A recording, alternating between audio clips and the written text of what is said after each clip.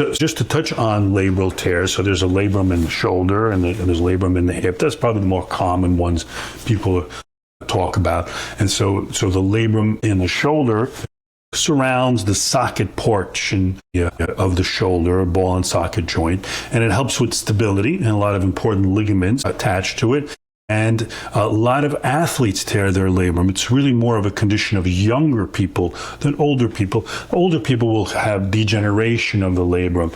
But speaking as a surgeon, we usually don't operate on the older degenerative labrum. It's more often the young, athletic, highly functioning people who really want to function, particularly have difficulty with overhead activities. And we often try some conservative treatment first, and that's where PRP can really come in. That's interesting, because you're speaking as a surgeon. We almost always, unless there's like a big displaced piece that's interfering with the motion, or the patient's very unstable and keeps dislocating, typically we try conservative treatment. We try the physical therapy, we try the stabilization procedures, and here you're saying that we can add to that conservative treatment PRP or stem cells. Yes, regenerative medicine. And that really kind of opens the door to allow a lot of patients to potentially avoid surgery. And of course, you always want to, if you can get somebody better without surgery, of course, you always want to do that. So it's really extraordinary that you've come across that. And I think that a lot of people would need to consider that more and more. That's great. That's great. And have you used it for the hip at all? The hip, most people just kind of, they think about it and they go for the hip replacement because that's just an easier option. I think overall, you get the hip replacement surgery, you're walking that day. The shoulder is a little easier to deal with because you're not walking on your hands. You can get away with, laying low for the 6 weeks after the injection of stem cells. Now your shoulder is good.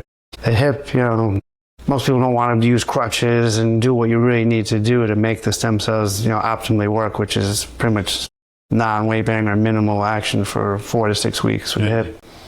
So I found it's not as popular of a choice. Patients just don't want to do that. Yeah, they just don't want to do it. And it's interesting because the hip labrum is somewhat has a parallel where a lot of people, younger people, have a labral tear. Just like in the shoulder, will try conservative treatment first, and then if that doesn't get better, then they proceed with labral repairs for the hip, and that's commonly done.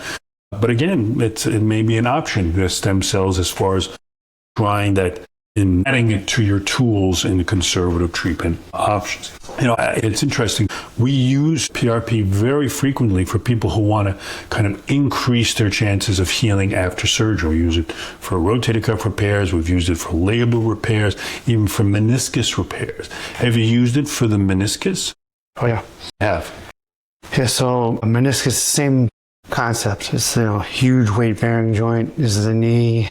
And so someone really has to not do anything strenuous for that, 3 to 6 weeks afterwards. So if they do that, it works. If they don't, one false move and, you've basically split open the tear that you're trying to fix. So people have to really be reliable to get that shot. They can't just think, oh, it's a magic bullet. I got the shot. Now I'm good the next day. They have to know, all right, I have to let the healing actually take place still. So if they do, then it's a great option. PRP and, a knee brace and, not doing anything strenuous, not big force on your, with your foot jumping or walking hard or doing any exercise for that 3 to 6 weeks, it should do something. That's great. It definitely keeps people going, and it's again how bad the tear is also, though, as you mentioned before. That's a great point. Some of these tears are so big that you really should just get a surgery. I would agree with that. Just since we're talking about meniscus tears, it's a good thing to touch upon. So the meniscus is a cushion of cartilage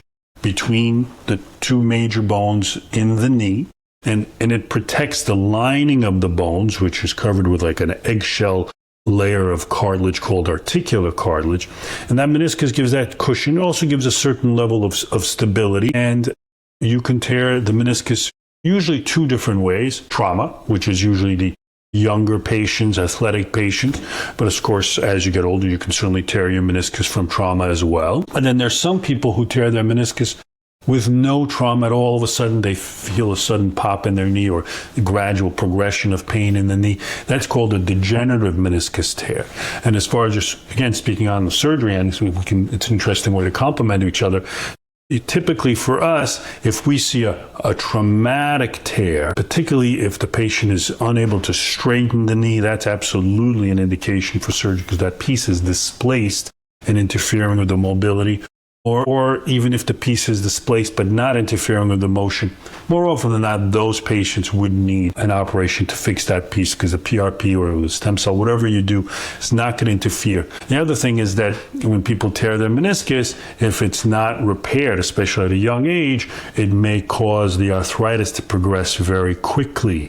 So we want to preserve that meniscus. It's very important to preserve our cartilage in all our joints. So here we're talking about using now the regenerative medicine options, whether it's PRP or stem cells or banked stem cells from your own body or banked stem cells to potentially heal this cartilage without surgery. If it's a tear that's not very displaced and not very big, that's not going to progress to arthritis. I've seen it used for small tears, and people love it.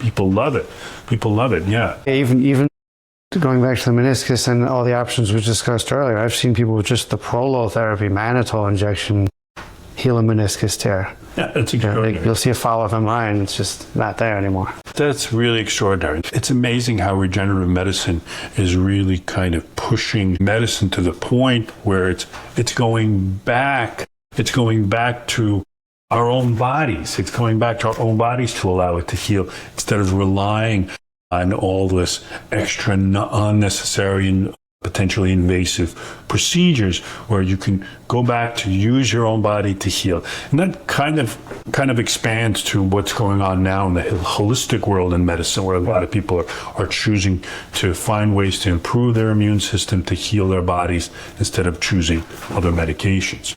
Yeah, very good. Yeah, definitely. That's great. Thank you so much, John, for joining us. This has just been such a great conversation. And I hope that you can join us again very soon. Very good. Thank you so much. Thank you. Thank you very much.